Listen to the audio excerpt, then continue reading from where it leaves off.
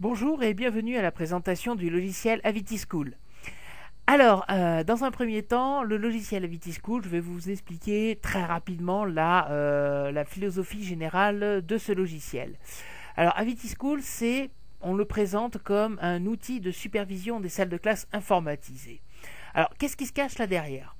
C'est tout simplement un logiciel qui va permettre aux enseignants d'avoir une visualisation complète de l'activité des élèves sur leur ordinateur. Alors, ça va être la possibilité d'envoyer des fichiers, réceptionner des fichiers, faire de la prise de main à distance, contrôler l'activité au niveau des applications et des sites internet, faire des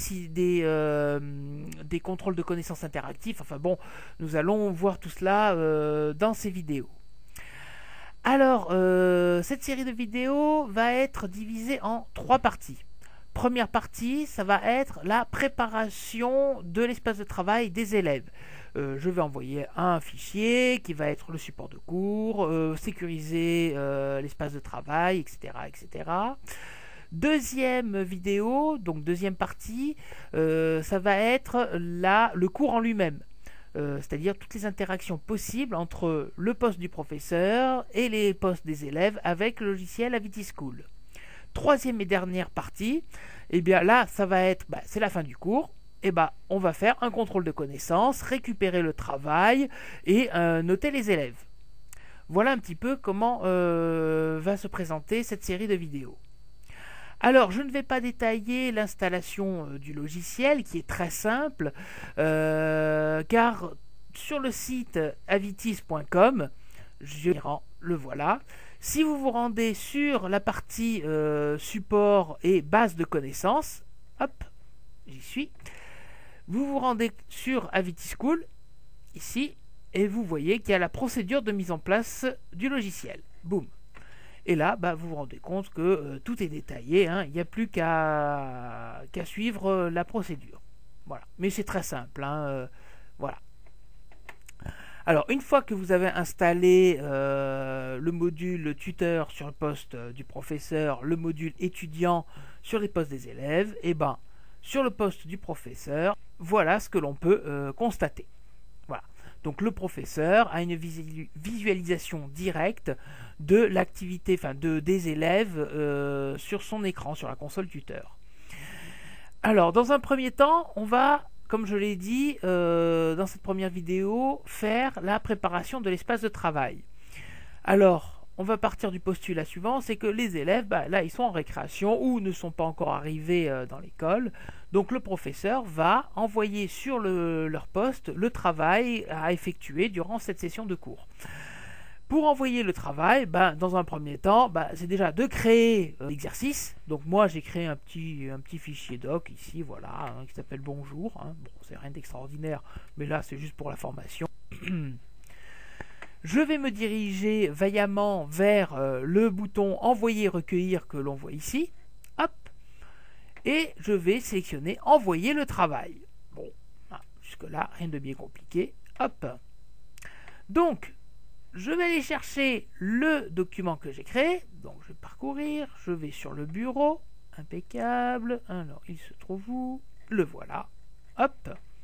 Et je vais l'envoyer où sur le poste des élèves? Le bureau, desktop en anglais, voilà. Pourquoi? Parce que je pars du principe très simple, c'est quel est le plus court chemin entre les yeux d'un élève et son espace de travail? C'est le bureau. Au moins, il n'ira pas à droite et à gauche sur l'ordinateur. Là, c'est direct. Et il ne me reste plus qu'à faire envoyer. Hop. Donc là, j'ai un petit rapport qui apparaît me disant que tout s'est bien passé. Je suis content, tout va bien, c'est parti. Alors, je peux éventuellement, pourquoi pas, lancer l'application qui va nous servir à ouvrir le fichier que j'ai envoyé. Donc, en l'occurrence, un Word. Là, je vais aller, donc vous voyez la petite flèche qui est ici. Donc, je clique dessus et vous voyez qu'il y a encore des outils. Donc, il faut bien faire attention. Les outils ne se limitent pas à ce que vous voyez ici. Et si vous avez une résolution un peu faible sur votre écran, ça va être résumé derrière cette petite flèche. Donc là, hop, je clique dessus et qu'est-ce que je vois? Je vois lancement rapide. Ça va nous permettre d'exécuter sur tous les postes l'application Word. Donc là, je vais créer un nouveau lancement, enfin un nouvel objet à exécuter. Donc là, je vais ajouter un élément. Hop. Je vais lancer quoi? Une application. Bon, vous voyez qu'on peut aussi lancer un site internet. Hein. Moi, c'est plutôt une application. Hop. Je vais aller chercher l'exécutable qui m'intéresse. Donc je vais parcourir. Là, je vais aller sur le disque C. Je vais dans les programmes. Hop. Je vais sur Microsoft Office. Et je vais aller chercher Word. Le voilà. Hop. C'est fait. Bon, je peux mettre une description si ça me chante. Bon, je fais OK. Donc ensuite, une fois que je l'ai créé, j'ai plus qu'à faire un clic droit et je vais le lancer sur les étudiants. Boum. Voilà. Et là, on voit que ça se lance sur tous les postes élèves. Hop, hop, hop. Là, on voit que Word se lance. Vous voyez, on le voit un peu de partout. Alors, bien entendu, le lancement de l'application est dépendant du fait d'avoir déjà au préalable installé sur tous les postes l'application. Voilà, bien entendu. Donc, sur ce poste ici, il n'y a pas Word. Donc, forcément, il ne s'est pas lancé. Donc, ça, c'est logique. Jusque-là, tout va bien. Donc une fois que j'ai envoyé mon document, que j'ai lancé l'application qui va nous permettre d'ouvrir ce document, eh bien j'ai presque terminé, les élèves peuvent rentrer en scène, mais néanmoins il faut faire attention à une chose, c'est que les élèves, quel que soit leur âge, ça je l'ai constaté un petit peu partout, dès qu'ils ont un ordinateur face à eux, clavier et souris où ils peuvent avoir accès, et qui va aller sur les jeux, qui va aller sur internet, enfin bon, voilà. Donc, pour pouvoir expliquer les tenants et les aboutissants de notre cours, on est bloqué. Alors, avec Avity School, qu'est-ce qu'on va faire? On va les ramener à la réalité et on va les obliger à nous écouter. Comment? C'est très simple, on va bloquer l'accès au clavier et à la souris et à l'écran par la même occasion. Comme ça, ils n'ont plus accès à l'ordinateur, donc ils sont obligés de nous écouter. Donc pour faire ça, c'est comme d'habitude, je vais me répéter souvent dans cette vidéo, c'est très simple. Il suffit de cliquer sur verrouiller.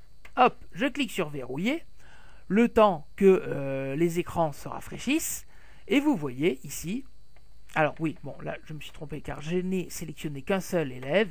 Enfin, si je sélectionne tout le monde, donc là je vais déverrouiller celui-là, voilà, et je sélectionne tout le monde, hop, hop, hop, je fais verrouiller, hop, et là, vous voyez, hop, et bien en fait les élèves sont totalement bloqués. Ils ont cette image qui s'impose à leurs yeux, voilà, et ils ne peuvent absolument rien faire avec le clavier et la souris. Donc là, ils peuvent rentrer dans la classe, ils arrivent, qu'est-ce qu'ils ont sur leur ordinateur? Ils ont ce magnifique cadenas rouge, et ils n'ont plus qu'à écouter le professeur qui va leur expliquer ce qu'il faut faire avec le document qu'on a envoyé sur les postes. Donc voilà la présentation de la préparation de la salle de classe et de l'espace de travail des élèves. Donc, je vous invite à consulter la deuxième vidéo qui présente cette fois-ci donc l'interaction prof-élève durant le cours. A plus tard!